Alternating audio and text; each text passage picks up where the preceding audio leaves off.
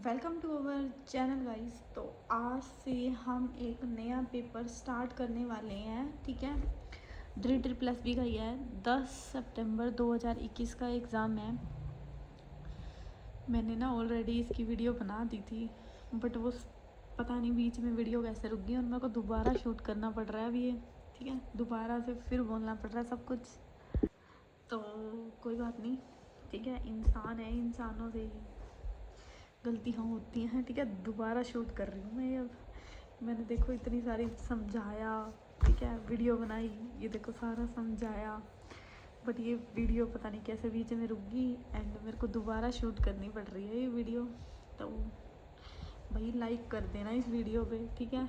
दूसरी बार बना रही हूँ मैं ये वीडियो। तो चलिए स्टार्ट करते हैं। खैर देखो, अब हम ना 10 सितंबर का पेपर स्टार्ट कर रहे हैं, ठीक है। ये अब आपका मैंने आपको ना ऑलरेडी बहुत सारा कुछ पढ़ा दिया DREE+B का, आप चेक कर सकते हो मेरे चैनल पे। अब एक ये नई शुरुआत होने जा रही है 10 सितंबर 2021 की। इसके भी डेली आपके 10 क्वेश्चंस मिलेंगे आपको, ठीक है। और बीच में मैंने कुछ क्वेश्चन छोड़े हुए हैं, 4-5, ज़्यादा क्वेश्चन नहीं छोड़े हुए। वो मैं आपको ना, जैसे कि मैंने आपको बताया, सिलेबस में ही जैसे वो सब्जेक्ट करवा रही हूँ ना, वहाँ पे इंक्लूड कर दूँगी मैं, ठीक है। फिर उसके साथ कनेक्ट करके पढ़ोगे ना तो ज़्यादा बेस्ट है। तो ये मत जाना कि नंबरिंग, ठीक है। मैंने नंबरिंग ना पेपर के अकॉर्डिंग लिखी हुई है, जो आपके एग्ज़ाम में जो जो क्वेश्चन है, ठीक है, तो उसके अकॉर्डिंग नंबरिंग डाली हुई है मैंने, तो ठीक है। और अगर किसी को इसकी PDF चाहिए ना, तो आप टेलीग्राम ग्रुप ज्वाइन कर लो, फ्री में मिल जाएगी PDF। और मेरे को ना पहले कमेंट करके बता देना, ठीक है। अगर इसकी PDF नीड है तो ही मैं डाल दूँगी वहाँ पे, नहीं तो भाई फिर अगर किसी को नहीं चाहिए तो फिर ऐसे ही, ठीक है। अगर पहले इस वीडियो के नीचे ना कमेंट करके बता देना, then I upload this PDF on my Telegram group, got it. तो चलिए स्टार्ट करते हैं। फिर से बोलना पड़ेगा सब कुछ, कोई बात नहीं।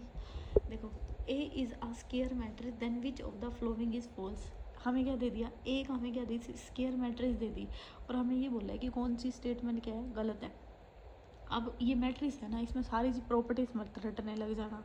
मैं थोड़ा सा ना आपको हिंट बताती हूँ, ठीक है। पहले मैंने देखो बता दिया था, मैंने सब कुछ एक्सप्लेन किया हुआ था।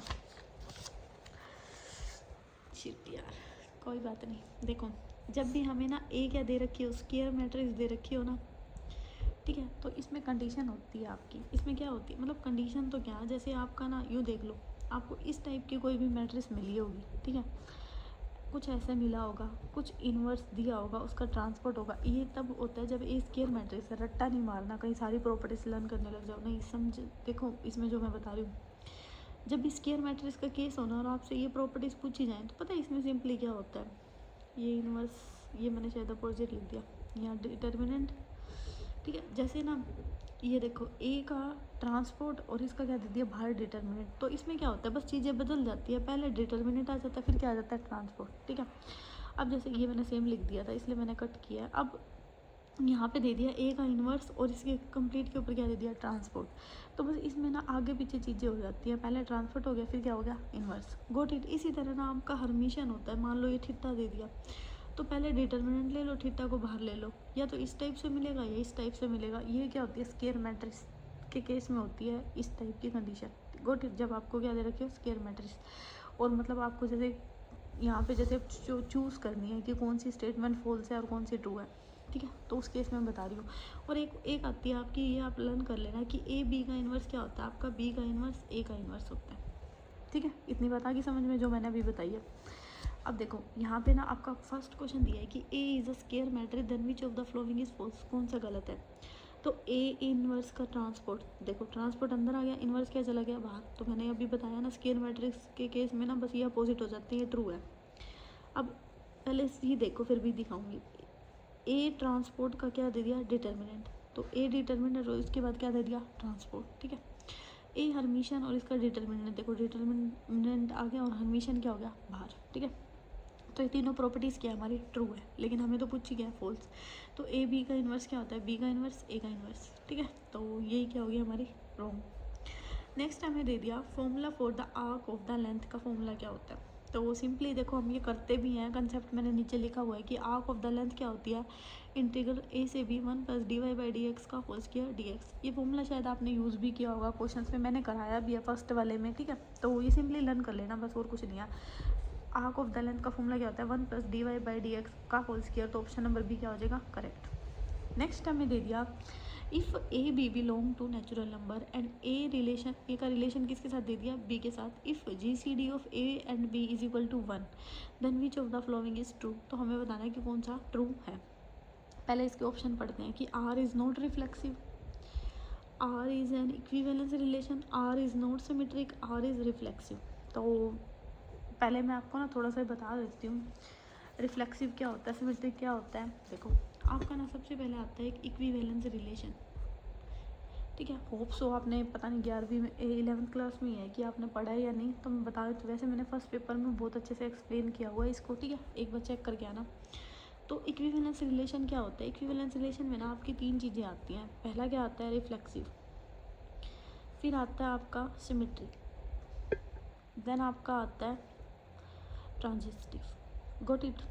सिमेट्रिक में क्या होते हैं, आपका एक एलिमेंट होता है, मैं लर्न करने का वे बता रही हूँ। इसमें क्या होते हैं आपके 2, और इसमें क्या चलते हैं आपके 3 एलिमेंट होते हैं। इसमें क्या होता है जो रिलेशन होता है ना ए का ए के साथ ही होता है, ठीक है। इसमें रिलेशन ए का बी के साथ होता है और बी का ए के साथ होता है। ये कंडीशन ट्रू होगी तो हम कहेंगे सिमेट्रिक। और इसमें क्या होता है ट्रांजिस्टिव में ए का रिलेशन बी के साथ, बी का रिलेशन सी के साथ और सी का रिलेशन क्या होता है आर के साथ। जब ये तीनों ट्रू हो जाते हैं ना तो हम कहते हैं उस केस में क्या है ट्रांजिस्टिव। आगे इतनी बात समझ में, बहुत ही ईजी वे में बताया। तो इसने यही बोला है कि हमें बताओ कि कौन सा ट्रू है जब इस टाइप का आपको फंक्शन दिया हो। मान लो हमें 2 एलिमेंट दे दिए, कहाँ से, नेचुरल नंबर से, और इनके ऊपर रिलेशन क्या दे दिया ए रिलेशन बी। GCD का मतलब होता है जो इन दोनों का SCF है ना वो क्या होना चाहिए, नॉट इक्वल टू होना चाहिए 1। तब हम बोलेंगे ये कंडीशन क्या है ट्रू। तो सपोज करो हमारे नेचुरल नंबर है, नेचुरल नंबर में एलिमेंट क्या होता है 1 2 3 अप टू इनफाइनाइट टर्म तक, ठीक है। मैंने कोई सा एक एलिमेंट उठा लिया, सपोज मैंने 1 उठा लिया। सबसे पहले मैं रिफ्लेक्सिव दिखाऊंगी, ठीक है, क्योंकि इक्विवेलेंस दिखाने के लिए तीनों कंडीशन होनी चाहिए ना, तो मैं रिफ्लेक्सिव दिखाती हूँ। तो मैंने लिया 1 और मैंने बी को भी क्या लिया 1, क्योंकि रिफ्लेक्सिव में क्या होता है आपका सेम के साथ सेम रिलेशन चलता है। तो मैंने 1 एंड 1 इन दोनों की GCD देखी, यानी कि इन दोनों का SCF देखा, वो क्या आ गया 1, जो कि मेरी इस कंडीशन को क्या कर रहा है नोट सेटिस्फाई कर रहा है। तो मैं यहाँ से क्या करूँ, क्योंकि नोट इक्वल टू 1 आना चाहिए इसने बोला है स्टेटमेंट में, लेकिन ये तो क्या आ गया 1 आ गया। तो यहाँ से ही क्या हो गया कि R तो क्या रिफ्लेक्सिव नहीं है, नोट रिफ्लेक्सिव। इतनी बात आई समझ में क्यों नहीं है। अब ये रिफ्लेक्सिव नहीं है तो यहाँ से समझ आ गया इक्विवेलेंस भी नहीं होगा। तो ऑप्शन में चलते हैं पहले कि R इज़ नॉट रिफ्लेक्सिव। अगर आपके पास टाइम नहीं है ना तो आप इस ऑप्शन को ना मार्क करके आगे बढ़ सकते हो, ठीक है, क्योंकि नहीं तो फिर चारों ऑप्शन चेक करने ज़रूरी होते हैं। R is an equivalence relation, अब इक्विवेलेंस तो है ही नहीं क्योंकि रिफ्लेक्सिव को सेटिस्फाई नहीं करा, तो ये बात तो क्या होगी गलत, पूछी गया ट्रू। R इज़ रिफ्लेक्सिव, भाई नहीं, अभी हम पढ़ गए हैं रिफ्लेक्सिव नहीं है, तो एक ही ऑप्शन रह गया और चेक करना, R is not symmetric relation. तो इसको चेक कर लेते हैं सिमेट्रिक है या नहीं। अगर आपके पास एग्जाम में टाइम नहीं है ना तो सिंपली ऑप्शन नंबर ए को मार्क करके आगे बढ़ सकते हो आप, सिंपली ना इस ऑप्शन को मार्क करके आगे बढ़ सकते हो। नहीं तो अगर टाइम है ना तो इसको और ज़रूर चेक कर लेना, ठीक है। अब R दे दिया हमारा, R इज़ हम चेक करते हैं कि सिमेट्रिक है या नहीं है, ठीक है। इसने कहा है नोट सिमेट्रिक, इसने क्या बोला नोट सिमेट्रिक। सिमेट्रिक के लिए कंडीशन होती है कि ए और बी और ए का रिलेशन क्या होना चाहिए, इक्वल होना चाहिए। सपोज मैंने 2 एलिमेंट ले लिए, ए को 1 एंड बी को 2, क्योंकि नेचुरल नंबर से ले रहे हैं। जब मैंने इन दोनों की GCD देखी तो वो क्या आ गई 1, मतलब इन दोनों की GCD क्या आ गई 1, यानी कि ए और बी का रिलेशन क्या आ गया, मतलब SCF क्या आ गया 1 आ गया।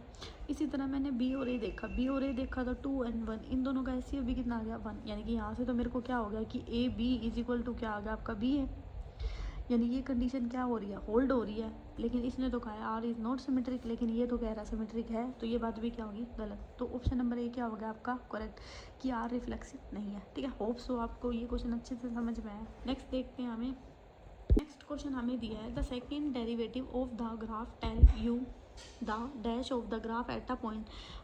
मैंने ये आपको ना लास्ट पेपर में भी बताया था, जब आपको ना इस टाइप का कोई मिले ना, देखो इस टाइप का मैंने उल्टा बना दिया ऐसे, हाँ ऐसे करके ना कोई भी ग्राफ मिलता है ना तो यहाँ पे होता है ना f∬x, ये क्या होता है आपका लेस देन 0, इसको बोलते हैं डाउनवर्ड कनकेविटी, गॉट इट। और ये होता है हमारा ऊपर की तरफ जा रहा है ना तो f∬x ग्रेटर देन 0, इसको बोलते हैं अपवर्ड